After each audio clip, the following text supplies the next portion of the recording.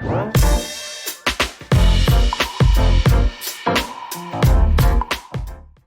Anthony. Hey, Jhanilka. Welcome to the His and Her Money Show. Hello, guys. Hi. Hey. Thanks for having us. We're glad to have you. You guys have done something amazing. You all have paid off a tremendous amount of debt.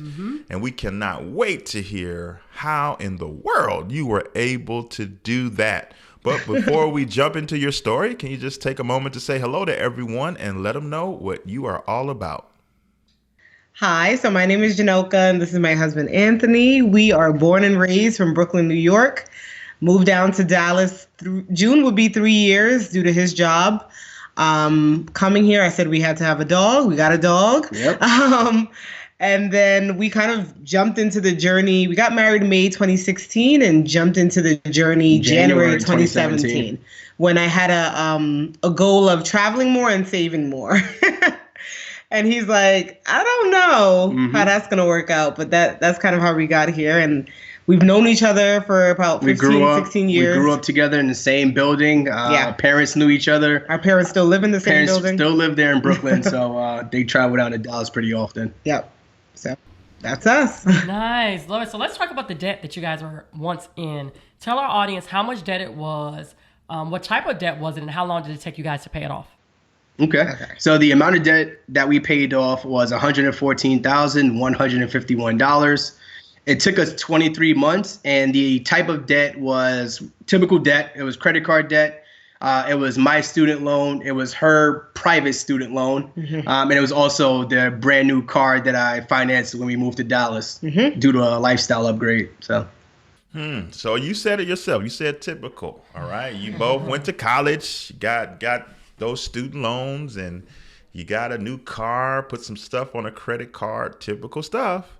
Average. Did they say credit card? Yep. Oh, average American situation right there. So how come you all came to a decision and said that we should do something about our debt? Because you probably didn't have a bunch of people around you saying such things. So for you all, how did you all come to the decision to say that I think that we need to make a change?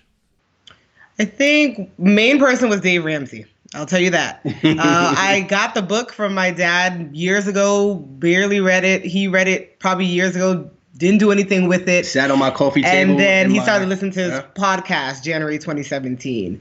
And I think for us, we were able to fund our wedding along with some help from family, just like cash flow. And so we kind of thought of it as when you have a goal in mind, look up how much money we were able to raise and able to save because we knew we had to pay for the wedding. So we're like, we probably can use that same energy towards this. And so he was listening to Dave Ramsey over and over, and the stories of people that made less than us, paying off more debt than us. And we're like, there's no way, like this single person is doing that. There's no way we have to figure it out. So that's how we kind of got on board with it. Yeah, I came home and I would talk about, all right, this couple did this and they're doing that and we could do this. And we just put our minds to it. So that's exactly how we started. Yeah. So when you came home and you told your wife that, did you guys start immediately, or was there? This is an important question because if you're listening on the podcast and you're not watching the video version, you didn't just see Jhanilka rolling her eyes as she was reminiscing on how much Anthony was listening to Debt Free Story. So obviously, at first, you weren't like all lovey-dovey about the idea of getting out of debt. So, I mean, lay it all out here. Yeah, no, so I don't think initially we said like, okay, let's just pay off all our debt. It was kind of like, these are the stories happening, maybe we should pay off our credit card. Like slowly things like that, we were kind of getting into it in that way. And then I kept saying like, well, because they have such and such, they're able to do this. Then because they have such and such, they're able to do this. And I didn't necessarily want to, because I know like Dave was saying, what did he say? Like live off of like peas and rice. I don't know. Rice and beans or something. And I'm we didn't live off of rice. I'm not willing to give all of that up. And then I finally got on board Valentine's Day. So we started January. Valentine's Day, I gave him almost 2 years ago. Yeah, exactly. I gave him a contract with also the class, Dave Ramsey has like a 9-week course. That was his Valentine's Day gift that I was like, okay, this was like my commitment to That's say, how much like, I was into it. I was like, okay, I'm willing to take the ride. But the contract also said, you know, we'll still be able to do like our anniversary trip. I'm obsessed with Beyonce. If she went on concert, we still had to go to that. We can't get mad at each other over certain things. We'll talk it out. So that's how I finally got on board, about 6 weeks into the Dave Ramsey phase. So right at January, we started having a conversation. In February, she brought that contract in 2017, and 2018 we were done. Was that your best Valentine's Day gift ever? So that's one. You get a bunch of gifts, throughout your life. That's a gift that I will never forget, because that put us to where we are today and where we're going to be, beautiful. 10, 15, 20 years from now. Yeah. That's beautiful. I love that. I love that. So let's talk about, I think that you guys bring up some valid points.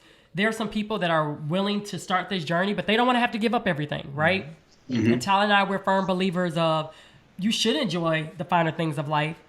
If one, you can afford it. If two, you can save or budget for it. But we're all about enjoying things, and there are certain areas that you don't have to compromise in. So it's like a give and take, right? So tell us, what were some of the things? I heard you mention like your anniversary trip and things like that. What were some of the things that you were not willing to compromise on? Traveling for me. Traveling was a big one for her. Yeah, I think I just grew up in, my family are Panamanian. We travel a lot. So I grew up traveling. And so I wasn't really ready to compromise on that for like big events for people. Like, so I'm like, he's like, I think your friend would understand that you're not able to make it because it's something that you're working on for your personal family or your personal journey. And I'm like, but I feel like as a friend, I need to be there. Like, I don't want to take away from that. And, his biggest thing is like, you doing that may be pushing us back, 2 months from paying it. We could pay it off a little earlier. And I'm like, that's fine with me if we paid off 2 months later.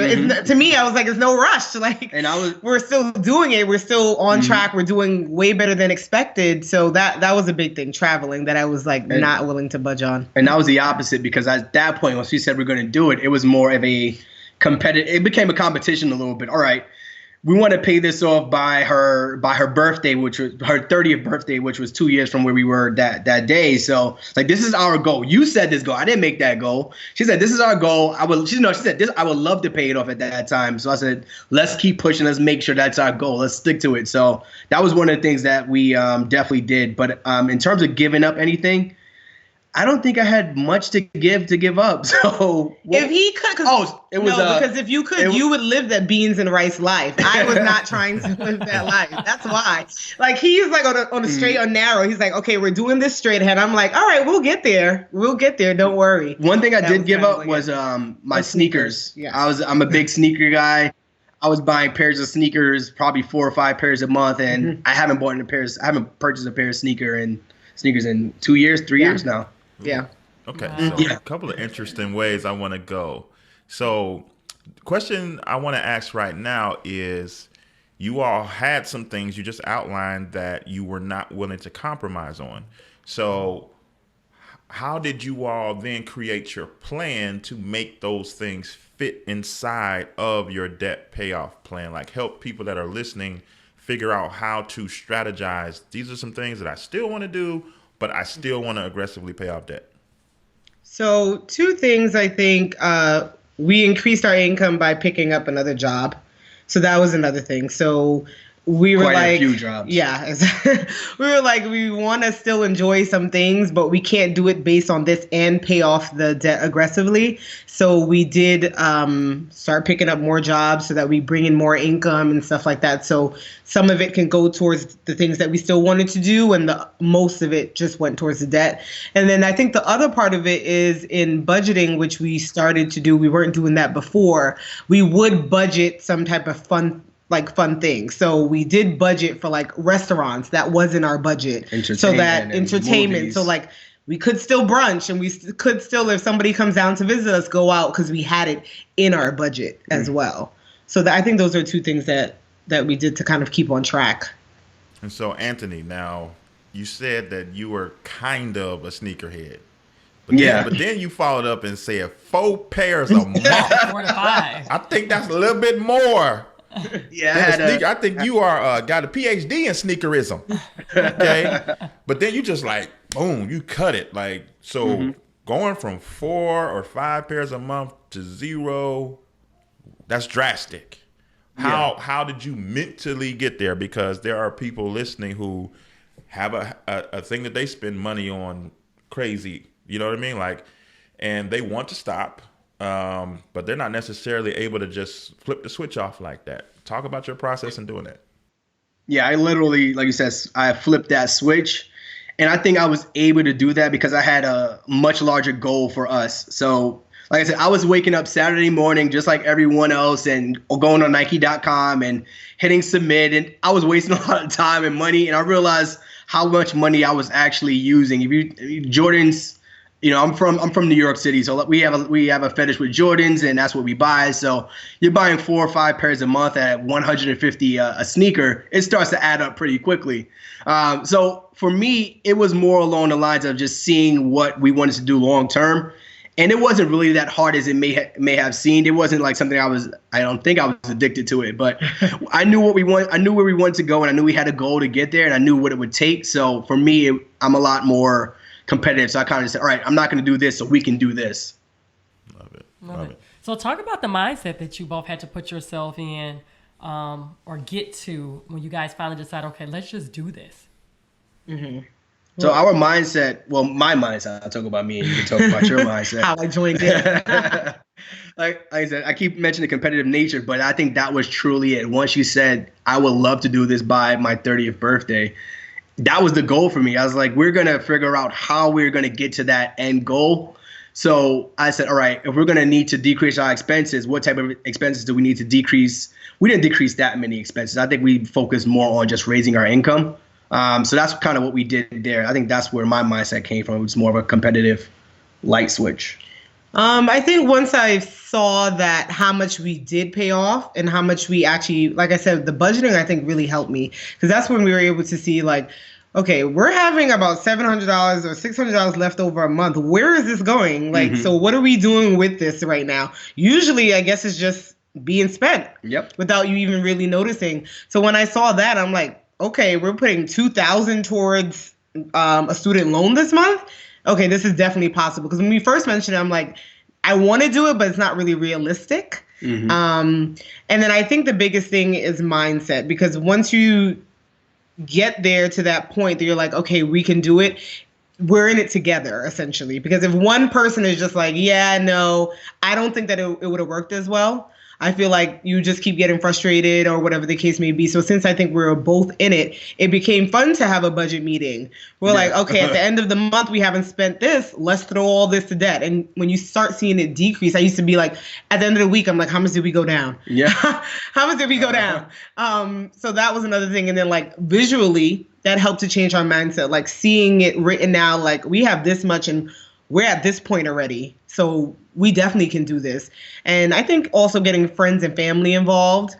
They were excited for us, like, okay, go for it. And we were putting our journey on Twitter, on Facebook, on Instagram, YouTube. We started a YouTube page. Right. We wanted to keep ourselves accountable and allowed others to get insight into our story, which made us a little bit more accountable. They were like, all right, so how much have you guys paid off? Where are you at now? So, and also change our why. What was the reason we wanted to do this? So it was about us, obviously, but what does this mean for our future generations? When we have kids, what does it mean for our kids to know that their parents don't have debt or they know how to manage their money very well? So having a why was extremely important when we started to get on this journey. Sounds like the budget was pretty important because at first, but before this journey, you all weren't budgeting. You made the same amount of money, but then all of a sudden, when you sat down and you looked at the numbers, like, oh, $600 or $700 just popped up out of thin air. So talk about the process of not being a budgeter to being a budgeter, because it sounds easy as you say it out loud, but we know that the process actually isn't that easy to go from non-budgeter to budgeter. So talk about your growing pains along the way of trying to figure that out. So with the budget, I think a lot of people have the same mindset around a budget. It becomes a trap for yourself and it becomes a trap for your money. I think we realized early on that you hear it a lot from different people, but a budget is you telling your money how you want to spend it, or you telling yourself how you're able to spend your money. It only creates a roadmap for you. So at the end of the month, when we were budgeting, we realized that all this unaccounted for money, it felt like we got a raise. It literally felt like some months it became a raise. Like, all right, well, like she said, we have $600-700 to throw to debt. So having that, so once you realize that the budget is more of a roadmap for you telling your money how it's going to be spent, that it allowed us to kind of change our mindset with that. Yeah, and I think also because, of course, we use Dave Ramsey's app. I think also with it being automatic, it also helps as well that it's not much of trying to figure out. It kind of, once you have categories, it comes in and you just put it in a category, you see this is how much I have left. And so it's like you start to think like, all right, what do we have left for the month? Mm-hmm. No, we're not going to go out this weekend because we don't want to go over in this section or vice versa and stuff like that. So the first 3 months we were like missing it. We weren't getting it right away. Yeah. We weren't, we were going over in some things. And I think after a while, once we got into it, once we checked it, I mean, he was checking it like daily. I was like, let me know what's happening. And then now I've taken over. I don't even. He really goes in. There's weeks where I don't look at the. And now budgeting I've taken over it, and I'm like on it. I'm like, okay, something just came in. I don't know what this is. What is this? And we're like talking through. We're like, okay, that will go there. So I think maybe automating it made it helpful. And like you said, when you realize, okay, I have this money left over. What was I doing with it? Now that I have a budget, I can put it in certain places. I think because when people budget, I think they only think about like, okay, rent, electricity, cable. But yeah, we budget still for Uber. We budget for restaurants. Yes. We budget for events that may be coming up that month. Like it's just like he said, telling your money where it's going type of thing. So good. So let's talk about some of the things that you guys did in order to knock off this debt. I mean, you all knocked off a lot of debt in under 2 years. 2 years, yeah. Yeah, right under $114,000. Yes. Incredible. Wow. So talk about what were some of the things that you guys did in order to help you achieve this goal?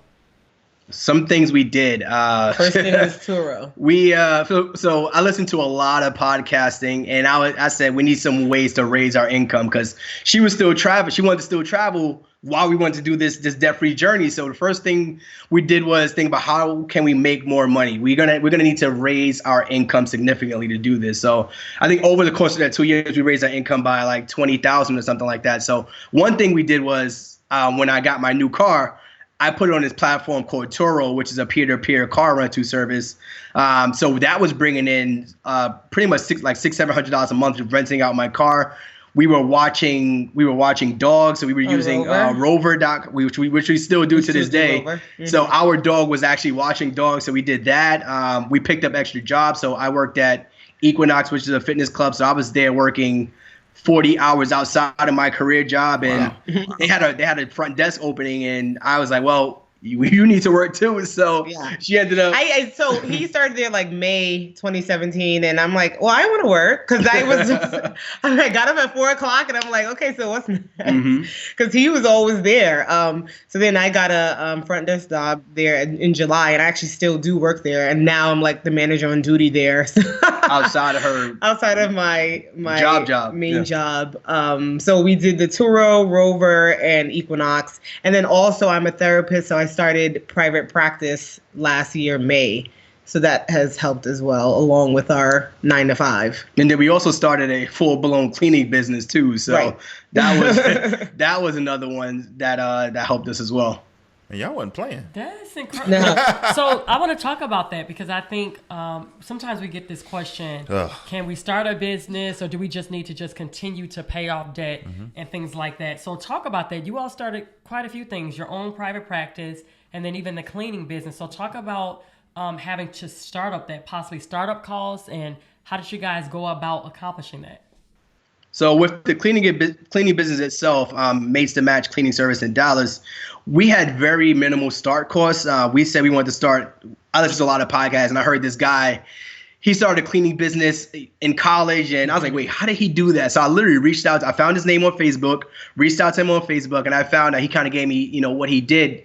And there's a lot of people creating local service businesses, and what we do with that, we kind of just market our cleaning services to people who need it, and we also find independent contractors who kind of do the jobs on their own. So we kind of pretty much match them together and just take a portion of it. Mm-hmm. So that wasn't much overhead in terms of startup costs. We got a lawyer to draw up some contracts. Yeah, which so cost the lawyer maybe it was between like $700 or so, but to actually start the business, since we're not actually going out doing the cleaning, wasn't much cost. Yeah, we got a website done for about $300, so less than $1,000 to start that, and we could have done the website on our own. We also could have done it without a lawyer. So I can't do it. But there weren't much startup costs with that. And just with the private practice, I didn't start my own thing. I'm actually with a private practice, so it's kind of like renting a space, which I don't rent it essentially, but it's basically that. I haven't branched out and done it on my own yet, just because I'm just starting out with it. So, yeah. Awesome, love it. Y'all wasn't playing. I love it. I lost count of how many jobs y'all got now. My goodness. And I love that. I think that they bring up a good point. They said we didn't have to really cut expenses. We just increased our income. Focused on income. And so sometimes people are just looking on the side of decreasing and cutting expenses, when actually, if you get more income, that can really, really help you rev things up quicker. Yeah, exactly. I mean, because we just knew for us, like, cutting the cable. I'm like, I'm a TV girl. I watch reality shows. TV's I didn't want right now. I didn't want to cut that. I mean, we contacted them and see like where they could work with us at, like what can go.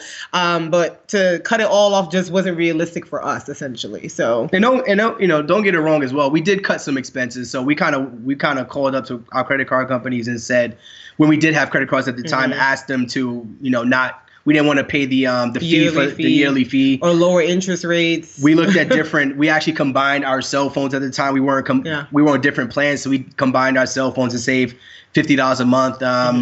So we did cut costs a little bit here and there, but most of it, not dramatically. Most of it came from raising our income. Mm-hmm.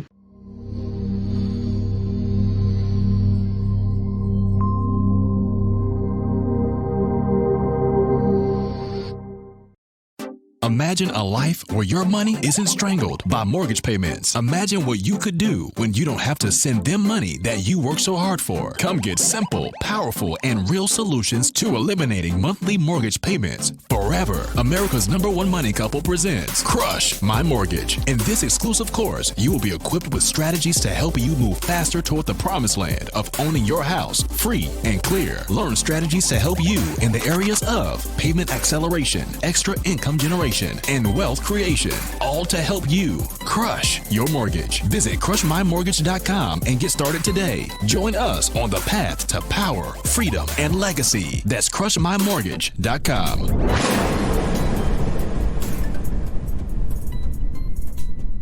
So, man, I don't want to lose sight of the fact that this is how y'all started y'all marriage. Right.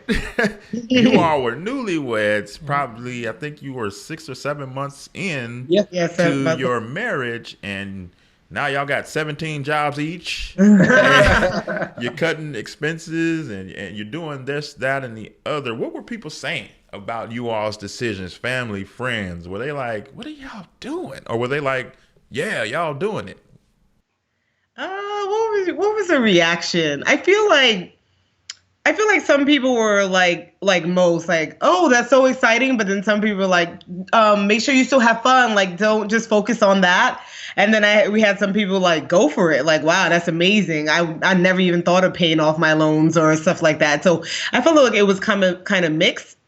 All in all, it was still encouraging at the end. I don't feel like we got any negative response from anyone. No, there was no one that said you guys are out of your minds. It was more along the lines of, like she said, I didn't know that was possible. Yeah. And then, so sometimes my mother was like, well, how are you going to help me pay off my credit card? I'm like, I can teach you the way. It's a matter of you doing it. Yeah. But I can teach you the way, definitely. But we didn't have any naysayers around us. That's not the people we roll with. All of our friends and family were extremely supportive. Right. So there were no issues with that. Yeah. They were kind of like, well, you guys, you're traveling a little bit less, but we know what you're doing. We're working a lot more, so we're less available to them. But overall, everyone was like, you got to do what you got to do. Mm-hmm. How were you all able to maintain your connectedness, and being that you all were going in all these different directions, from day job to night job to side hustle to starting businesses? How did you all make sure that, as you all were still trying to figure out how to be a husband and wife to each other, how did you all make sure that your connectedness stayed intact? So one thing that happened during this journey is I actually got baptized in the church. And I think that was this journey was a major part of that. Us feeling like, we would go into church every week. I wanted to be more connected to our marriage, and I would need to understand how the church works. So that was something that kind of brought us together and kept us together as well during this journey. And also we worked together at one of the jobs too. So even though I was there some days and some days that she was there, a lot of the time we were working, we were there together. So I was just one floor up. So we stayed connected that way. And then also we still continued our normal lives. So the times we weren't working, we were still going out to eat. We were still having fun. We were still remaining connected. We were still having our budget meetings and enjoying our time at home, enjoying our time together. Because like in the budget, we made sure we at least had one date a month. We said that. And Friday nights, usually we didn't work, so we would stay in together versus going out. So those were things like that. But I think you bring up a good point in working all these jobs, because like he eventually stopped Equinox and I still go. The time apart, sometimes we were like, okay, this is taking a toll. So let's take a step back. So that was happening. We're working towards these goals, but then it's still like we're not able to spend as much time as we would like, essentially, because you come home from work, but you have 5 hours before you like go to the gym, eat, go to bed. So then we were mindful of that as well. I think the good thing about the flexibility with Equinox is kind of like I just say like, yeah, I can work, yeah, I can't. Same thing with the private practice. I schedule my clients, so if I can't make it, I'm like, can't do it that day. So still able to maintain certain things, go to his work activities, things like that. I think was important for us because we did recognize that we are spending a lot of time apart at times. So we still wanted to remain, together all in all. And then we also just kept communication open. Like when she's working at Equinox too much, I would say, hey, you haven't been home in a couple of days. And I would tell her how it affects us. Well, I have less time to do this. I have to do things around the house. You're not available. So we just kind of kept the communication open so that, she realized, all right, well, this is not just affecting, me and our debt-free journey, but also affecting us personally in our relationship. So good. So talk us through that moment when you guys paid off your last debt payment. So we planned it out very strategically because her birthday was December 2nd, and we were going, which is a Sunday, we were going to Houston on that Friday we had 20 family members come out and celebrate her birthday in Houston. So we were very strategic about paying it off to make sure that by the time we got to Houston, the balance it said zero. So we hit the button. We wanted to make sure it said zero by her birthday. So Wednesday, we did it Wednesday. So that Wednesday, the laptop was set up. We both literally took our fingers, put it on the button together to click submit and hit submit. Opened some champagne and used some flutes that we got from our engagement party that we never used. Yep. And had some champagne. Literally, that's what it was. And then probably went to bed after that. It was kind of anticlimactic after that. Which debt was it? That was her student loan, her private student loan, the last loan, the biggest loan. Yeah, my grad school was private, so that was the biggest one. Yeah. All right, some time has passed since that day, since the balance read zero. How does life feel now that you're out of debt compared to when you first realized that you needed to get the debt out of your life? Now he has no excuse to tell me no for traveling. That's the biggest thing. That was like the first thing. That's the first thing we did. We paid it off in December and then went on. We did like a little celebration trip in Mexico for like a weekend. Right in January. Yeah. How does it feel? It just feels like it feels freeing because now we're looking at the budget. We're like, what do we do with this money now? Like, of course, we're saving. You're able to save a bit more than what we were doing before. Yeah, we're able to give more now with the tithing and stuff like that. But it still feels like a substantial amount left over. So we're like, and so he laughs at me. He's like, we're literally saying, what do we do? Before we were like, how much do we have to throw? And now it's kind of figuring out like, what do we do with it? And aligning our goals and time frames and stuff like that. So it's all really exciting. I feel I still feel like it's an exciting moment. Yeah, I definitely agree. Those budget meetings are fun. It's a lot more fun. We don't have to worry about debt, but now you got a different problem, actually a better problem where you're trying to figure out how to manage your money a little bit differently. Yeah. But I think early on, it wasn't at a point where we were just overcome by the debt. It was more along the lines of it's there, we'll get to it one day. Yeah. Who cares? No one pays off debt. When we were actually in the midst and in the journey itself, it felt a little bit overbearing at times. Like, all right, we're gonna get there. Let's keep pushing. Let's keep pushing. But now it feels like that you just have a relief off your shoulders where you don't have that burden anymore. You don't have to bring your kids into debt. You don't have to bring your next family members into debt. You have a little bit more freedom, and you can just kind of do a little bit more as what you want.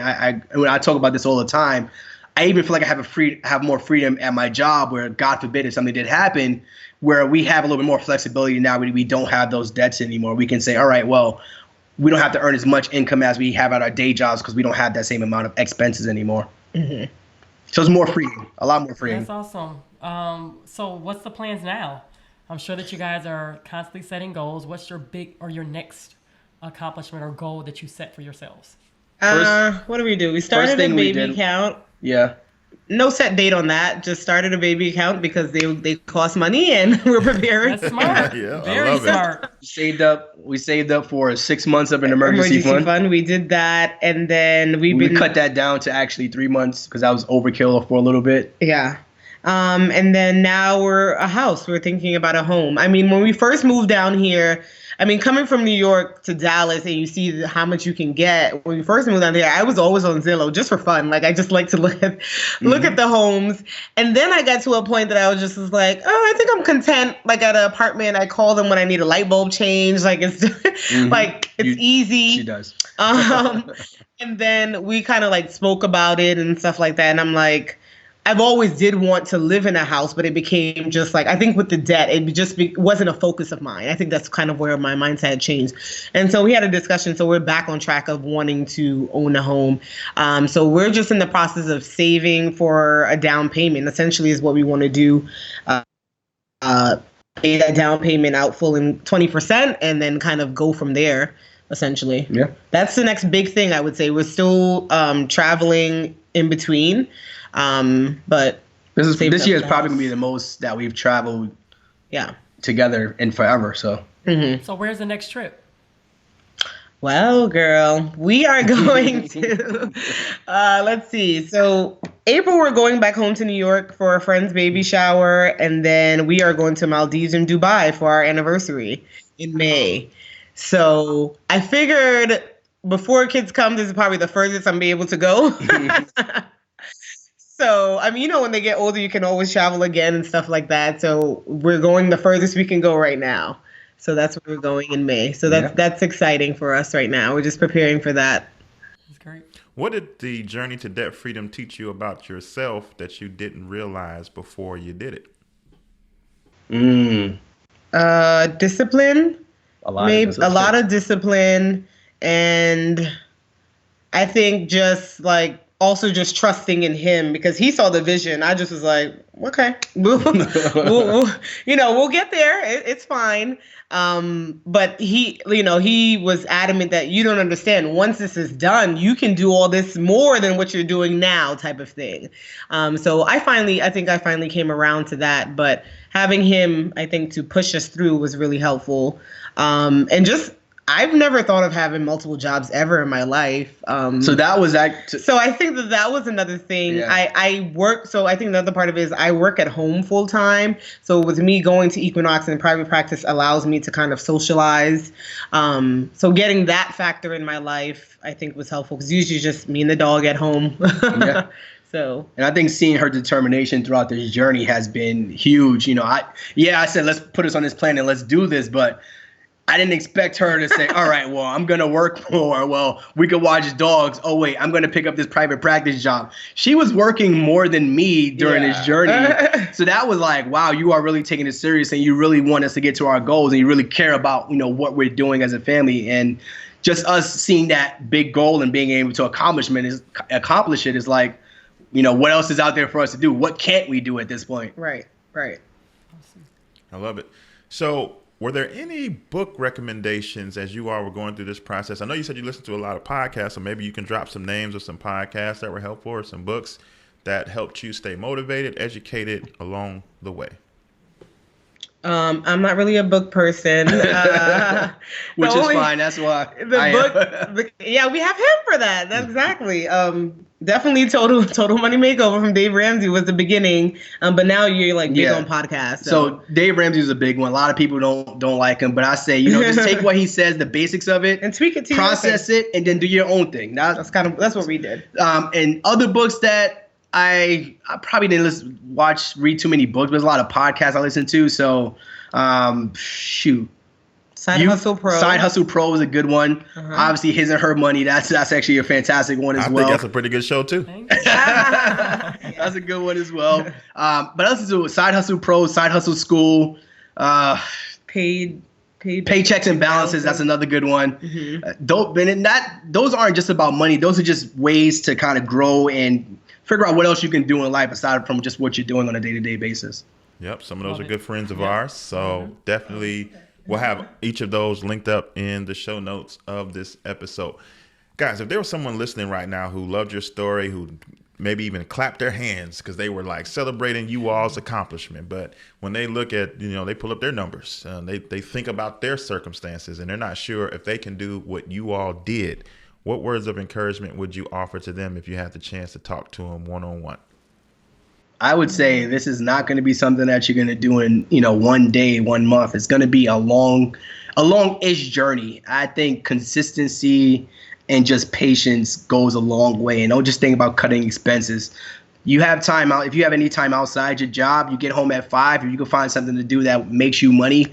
I walk dogs. I have this WAG app and I just randomly walk dogs if they pop up on my app. So find ways to raise your income outside of what you're doing on a daily basis, or even, ask your boss for a raise. That could be a big one. I know at my last end of year review, I asked my boss for more money, not because, I felt like I deserved a lot more money. I was like, let's just see how it goes. I'm going to ask for more money just because. And a lot of people don't think about just doing things like that to kind of help them get to where they want to be.